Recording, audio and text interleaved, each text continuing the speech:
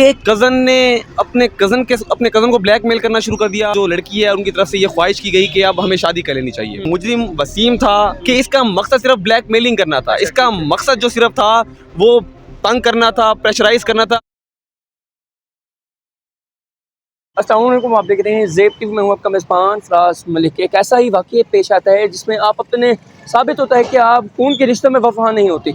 एक कज़न अपनी कज़न को ब्लैकमेल करता है और 2 साल मुसलसल ब्लैकमेल करता है, उसकी 2 शादियाँ तुड़वा चुका होता है। लेकिन कानून के हाथ ऐसे होते हैं कि आप चाहे जितने भी शातिर मुजरिम क्यों ना हो, कानून आपको पकड़ लेता है। एफआई ने कामयाब कार्रवाई की है और मुलजिम वसीम को 14 साल कैद के साथ साथ 3 साल मजीद कैदी और 25 लाख रुपए जुर्माना किया है। और मुलजिम था कौन कि तमाम तरह के कैसे पेश है, इस वाले से बात करने के लिए मसला नौजवान साहब अब्दुल इस्लाम आहिर मौजूद है, उनसे बात करते हैं। अस्सलाम वालेकुम। वालेकुम सलाम। कैसे हैं आप? अल्हम्दुलिल्लाह।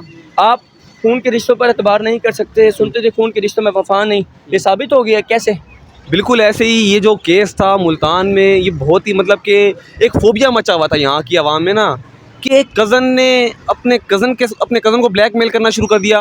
तो शहरियों में एक खौफ की अलामत जो है वो फैली हुई थी। मैं सबसे पहले ये कहूँगा कि एफआईए ने जो ये कार्रवाई की है ये बहुत ही खुशाइंद है। अगर इस तरह की कार्रवाइयाँ होती रहें तो जिस तरह से हमारे मुआशरे में जो ये ब्लैक मेलर्स हैं इनका सफाया हो जाएगा। दूसरा ये कि अगर हम इस केस के पस मंज़र की बात करें तो 2024 में एक शादी की तकरीब में ये जो अपना मुजरिम हो गए, अब तो मुजरिम वसीम है, और इनकी कज़न की मुलाकात हुई, इनकी रिलेशनशिप में आए, इनके ताल्लुक़ बने। तो वहाँ से आहिस्ता आहिस्ता बढ़ते बढ़ते इन लोगों का ताल्लुक़ जो है वो जिस्मानी ताल्लुक़ तक जो है वो चला गया। जिस्मानी ताल्लुक़ में जाने के बाद जो लड़की है उनकी तरफ से ये ख्वाहिश की गई कि अब हमें शादी कर लेनी चाहिए। लेकिन ये जो मुजरिम वसीम था, इसका मकसद सिर्फ जो है, जो हमें एफआईए की रिपोर्ट मिली उसके मुताबिक ये था कि इसका मकसद सिर्फ ब्लैकमेलिंग करना था। इसका मकसद जो सिर्फ था वो तंग करना था, प्रेशराइज करना था। मेरी बात मुलजिम का जो मेन मकसद था डिप्रेस करना था। लड़की ने जब शादी की ऑफर की तो मुलजिम ने शादी क्यों नहीं की? मैं वही बता रहा हूँ आपको, जो एफआईए ने हमें रिपोर्ट दी उसके मुताबिक ये जो मुजरिम है ये पहला कोई केस नहीं था इसका। हाँ, इसके पहले भी 3-4 ही केस हैं पड़े कि इसका काम था ब्लैकमेलिंग करना। ये लड़कियों को ब्लैकमेल करके, हरासा करके पैसे खाता था। तो अब ये हुआ कि लड़की ने जब अपने कज़न को शादी के लिए कहा, मुजरिम वसीम को कहा, तो उसने शादी करने से इनकार कर दिया। अच्छा। अब लड़की ने तो शादी करनी थी, लड़की पे बस थी, तो लड़की ने कहीं और शादी कर ली। अच्छा। अब ये जो मुजरिम वसीम था, लड़की का कज़न, इसने लड़की की शादी के बाद, अपनी कज़न की शादी के बाद अपनी कज़न को ब्लैकमेल करना शुरू कर दिया।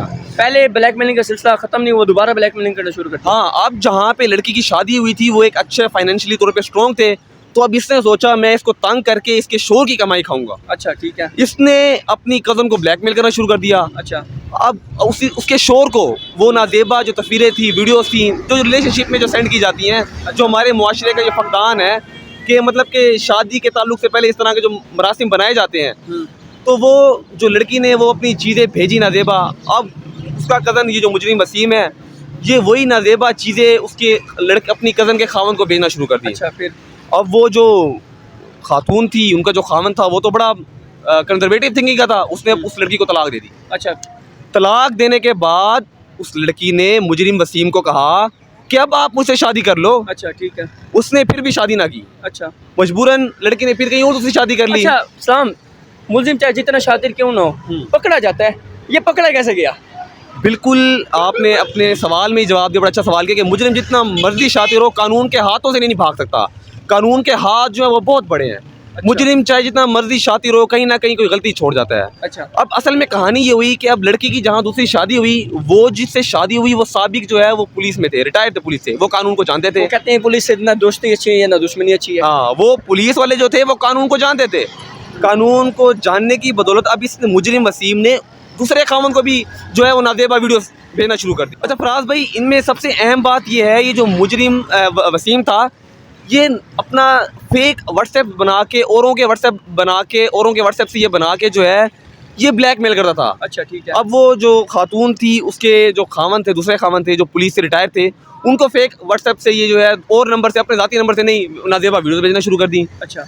लेकिन ये बंदा जो है कानून को जानता था, पुलिस में था, रिटायर था। इसने फिर जो है कानून की मदद लेने का फैसला किया। अच्छा। और इन्होंने एफआईए में जो है वो केस रिपोर्ट कर दिया। अच्छा, जब एफआईए के पास केस गया, 2 हफ्ते में मुलजिम को सज़ा हो गई। और 2 सज़ाएं क्यों हुई, मुझे ये बताओ इस्लाम?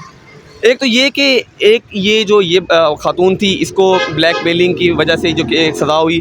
दूसरा, मैंने आपको पहले बताया कि ये सिर्फ इसका ये पेशा था पड़ा, ये ख़वातीन को जो है वक्तन फ़वक्तन ब्लैकमेल किया करता था। इस तरह के और भी इनके और केस थे। एक उस पर केस हुई, उनकी सज़ा हुई, इनको 3 लाख रुपए उसमें जुर्माना हुआ और 13 लाख की दूसरे केस में इनको जो है वो सज़ा हुई है। बताइएगा कि ताली एक हाथ से नहीं बचती, कसूरवार लड़की भी है। देखिए, इस पे जो मैं अपनी ज़ाती राय आपको ये दूंगा कि हमारे मुआशरे का ये फुकदान है कि अगर इस तरह के जो मरासिम बनाए जाते हैं, इसमें जिस्मानी ताल्लुक निकाह से पहले मेरा नहीं ख्याल के करने चाहिए।